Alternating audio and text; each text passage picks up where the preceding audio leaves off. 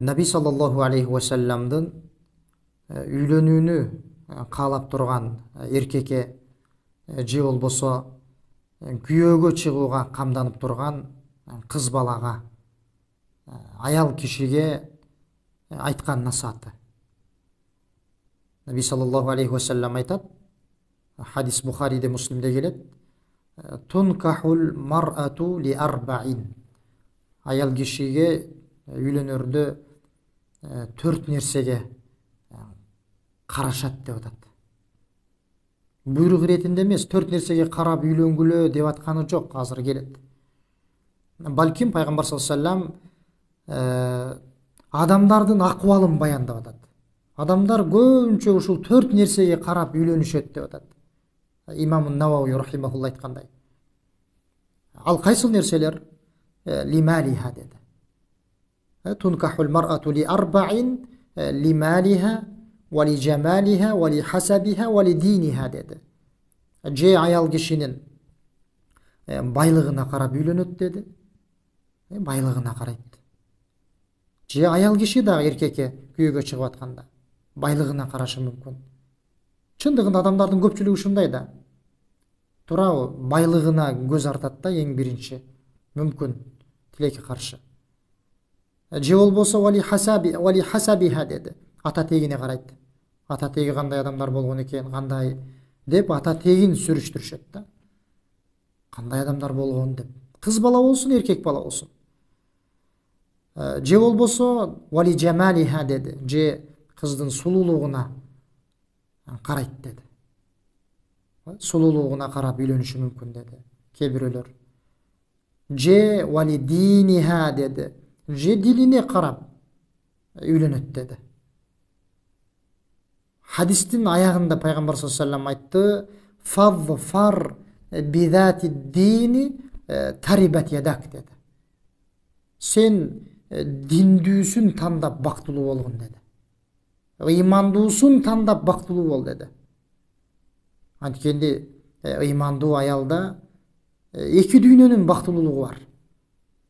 Пайгамбар саллаллаху алейхи ва саллям адамдардын көпчүлүгү, эркектердин көпчүлүгү 4 нерсеге карап үйлөнүшөт деди. Ошол 4 нерсенин 3 нерсесин эскерди. Ага кошумчалап динди эскерди дагы. Эмне деди? Сен диндүүсүн танда. Динге бекемин, ыймандуусун тандагын деди. Ыймандуусун тандап сен бактылуу бол деди. Мынакей пайгамбар саллаллаху алейхи ва салламдын үйлөнүүнү каалап турган эмне эркек үчүн айткан насааты. Эгерде ата тектүү болуп, мисалы, келбеттүү болуп, жана ошондой эле мал дүйнөсү болуп, анан дини дагы болгон болсо, бул тыюу салынбайт. Бул жакшы бул нерсе. Эгерде ушундай табылган болсо. Бирок тилекке каршы бүгүнкү күндө адамдар, эркектер болсун, аялдар болсун, ушундай бир дүйнөнү сүйүп калган заманда эмне динине кароо азайып калган учур. Ошондуктан да көптөгөн үй бүлөлөрдө ар түрдүү келишпестиктер, ар түрдүү жаман акыбалдар да, ал ар түрдүү бир жаман акыбеттерге, абалдарга алып барып коюп атат. Анын себептери эмне? Ошол себептердин эң негизгилеринен болуп эсептелет азыркы хадисте эскерилген пайгамбар саллаллаху алейхи ва салламдын насаатын албай кабыл кылбоо. Ошого көңүл бөлбөө. Эмне деди? Адамдардын көпчүлүгү сулуулугуна, же болбосо байлыгына, ата тегине карап үйлөнөт деди. Же динине карап үйлөнөт деди. Сөзүнүн аягында эмне деди? Сен диндүүсүн, ыймандуусун тандап бактылуу бол деди. Мынакей мусулман адам ыймандуу аялды, ыймандуу кызды, диндар кызды тандай турган болсо, анда чындыгында пайгамбар саллаллаху алейхи ва саллям башка хадисинде айтты го. Бул дүйнө бир кандайдыр бир убакыттар ичинде жок болуп кете турган нерселерден турат дебедиби?